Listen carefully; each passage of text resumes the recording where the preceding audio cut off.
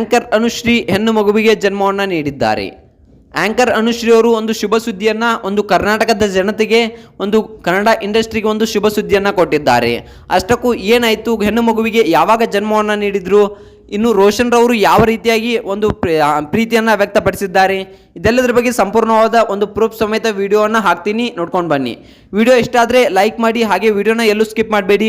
ವಿಡಿಯೋನ ಕೊನೆವರೆಗೂ ನೋಡಿ. ಆ ಒಂದು ವಿಡಿಯೋನ ಕೂಡ ನಾನು ಈ ಒಂದು ವಿಡಿಯೋದಲ್ಲಿ ಹಾಕಿದ್ದೇನೆ.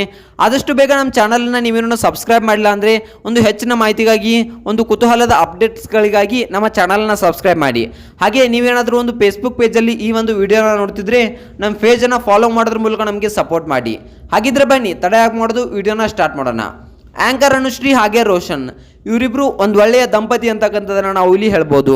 ಯಾಕಪ್ಪ ಅಂತಂದರೆ ಇಂದಿನ ದಿನಮಾನಗಳಲ್ಲಿ ಯಾವ ರೀತಿಯಾಗಿ ಬಿಟ್ಟಿದೆಯಪ್ಪ ಅಂತಂದರೆ, ಮದುವೆಯಾದ ಕೆಲವೇ ಒಂದು 3-4 ತಿಂಗಳುಗಳಿಗೆ ಒಂದು ಪ್ರೀತಿಯನ್ನು ಬಿಡೋರು ಇದ್ದಾರೆ. ಯಾಕಪ್ಪ ಅಂತಂದರೆ ಒಂದು ಟೈಮ್ ಪಾಸ್ಗೆ ಲವ್ವನ್ನು ಮಾಡಿರ್ತಾರೆ, ಒಂದು ಪ್ರೀತಿಯನ್ನು ಮಾಡಿರ್ತಾರೆ. ಅದಾದ ನಂತರ ಕೆಲವೊಂದಿಷ್ಟು ತಮ್ಮ ಆಸೆಗಳನ್ನು ಪೂರೈಸಿಕೊಂಡು ಇನ್ನು ಬೇಡ ನೀನು ನಡಿಗೆ ಅಂತಕ್ಕಂಥ ಮಾತನ್ನು ಹೇಳೋರು ಕೂಡ ನಮ್ಮ ಕನ್ನಡ ಇಂಡಸ್ಟ್ರಿಯಲ್ಲಿ ಆಗಿರ್ಬೋದು, ಯಾವುದೇ ಒಂದು ಇಂಡಸ್ಟ್ರಿಯಲ್ಲಿ ಆಗಿರ್ಬೋದು, ಸೋಷಿಯಲ್ ಮೀಡಿಯಾಗಳಲ್ಲಿ ಆಗಿರ್ಬೋದು, ಇಂದಿನ ದಿನಮಾನಗಳಲ್ಲಿ ಒಂದು ಸೆಲೆಬ್ರಿಟೀಸ್ಗಳ ಜೀವನವೇ ಈ ರೀತಿಯಾಗಿದೆ. ಕೆಲವೊಂದಿಷ್ಟು ದಿನ ಮದುವೆಯಾಗಿ ಕೆಲವೊಂದಿಷ್ಟು ದಿನ ಚೆನ್ನಾಗಿ ಇದ್ದು ಸಂಸಾರವನ್ನು ಮಾಡಿ ಆಮೇಲೆ ಕೈ ಬಿಟ್ಬಿಡೋದು. ಈ ಮಾತು ಕೇವಲ ಒಂದು ಗಂಡು ಮಕ್ಕಳಿಗೆ ಅಷ್ಟೇ ಅಲ್ಲ, ಹೆಣ್ಣು ಕೂಡ ಇದೇ ರೀತಿಯಾಗಿ ಆಗ್ಬಿಟ್ಟಿದೆ. ಸಮಾಜ ತುಂಬ ಅಂದರೆ ತುಂಬ ಕೆಟ್ಟೋಗಿದೆ ಈ ರೀತಿಯಾದ ದಿನಮಾನಗಳಲ್ಲಿ.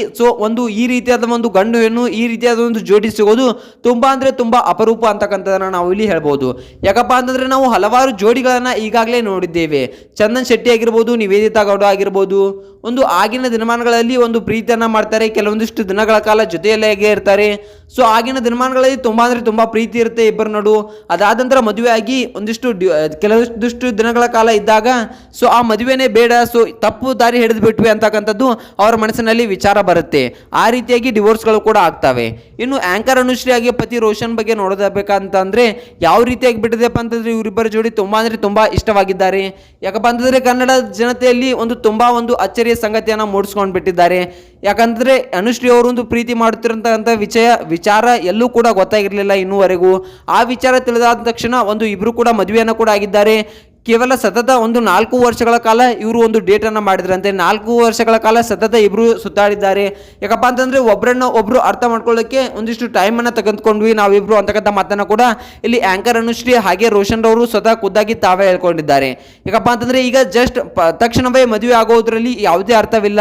ಯಾಕಂತಂದ್ರೆ ಅವ್ರ ಬಗ್ಗೆ ನಮಗೆ ಆಗಿರಲಿ, ನಮ್ಮ ಬಗ್ಗೆ ಅವ್ರಿಗೆ ಆಗಿರಲಿ ಒಂದು ಮಾಹಿತಿ, ಯಾವುದೇ ರೀತಿಯಾದ ಮಾಹಿತಿ ಇರೋದಿಲ್ಲ. ಅರೇಂಜ್ ಮ್ಯಾರೇಜ್ ಆಗೋದ್ರಲ್ಲಿ ಯಾವುದೇ ಒಂದು ಅರ್ಥ ಇಲ್ಲ. ಯಾಕಪ್ಪ ಅಂತಂದ್ರೆ ಅವರ ಬಗ್ಗೆ ನಮಗೆ ಗೊತ್ತಿರೋದಿಲ್ಲ. ನೋಡಿದ ತಕ್ಷಣ ಕೇವಲ ಒಂದೇ ಒಂದು ವಾರದಲ್ಲಿ ನಾವಿಬ್ರು ಮದುವೆ ಆಗಿಬಿಡೋದು, ನೋಡಿದ ತಕ್ಷಣ ಮದುವೆ ಆಗ್ತೀವಿ, ಅವರು ಹೇಗೆ, ಅವರ ಗುಣ ಹೇಗೆ ಏನು ಗೊತ್ತಿರೋದಿಲ್ಲ. ಪ್ರೀತಿಸಿ ಇಬ್ರು ಮದುವೆ ಆಗಿಬಿಟ್ವಿ. ಲೇಟಾಗಿ ಕೂಡ ನಾನು ಮದುವೆ ಆದೆ, ತುಂಬ ಅಂದರೆ ತುಂಬ ಲೇಟಾಗಿ ಮದುವೆ ಆಗ್ತಿದ್ದೆ ಅಂತಕ್ಕಂಥ ಮಾತನ್ನ ಕೆಲವೊಂದಿಷ್ಟು ಜನ ಹೇಳಿದ್ರು. ನಾನು ಲೇಟಾಗಿ ಮದುವೆ ಆದರೂ ಕೂಡ ಒಂದು ಒಳ್ಳೆಯ ಗಂಡನನ್ನೇ ಆರಿಸಿಕೊಂಡಿದ್ದೇನೆ ಅಂತಕ್ಕಂಥ ಮಾತನ್ನ ಇಲ್ಲಿ ಯಾಕಪ್ಪ ಅಂತಂದ್ರೆ ಈ ರೀತಿಯಾದ ಒಂದು ಮಾತನ್ನ ಅನುಶ್ರೀ ಅವರು ಹೇಳಿದ್ದಾರೆ. ಯಾಕಪ್ಪ ಅಂತಂದ್ರೆ ಯಾವುದೇ ರೀತಿಯ ಮದುವೆ ಆದರೂ ಕೂಡ ಒಂದು ಜೋಡಿ ಹೇಗಿರುತ್ತೆ ಅಂತಕ್ಕಂಥದ್ದೇ ಇಂಪಾರ್ಟೆಂಟ್ ಆಗುತ್ತೆ.